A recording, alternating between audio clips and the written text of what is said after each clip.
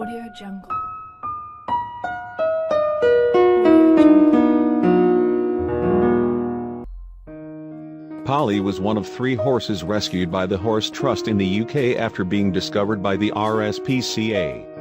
Unfortunately, it was already too late for the other 2, but Polly had a fighting spirit despite the terrible condition she was in. It has been 6 months of slow rehabilitation, but she continues to improve. This was Polly when they first found her. It's amazing that she was even still alive after being so malnourished. Once she was rescued by the Horse Trust, they started nursing her back to health. As you can see, Polly was extremely malnourished, barely more than skin and bones. In addition to being severely underweight, she also had a severe skin condition. However, she proved to be very affectionate despite her experience with her previous owner. Incredibly, Polly has made a full recovery in just 6 short months, thanks to the wonderful rescuers at the Horse Trust.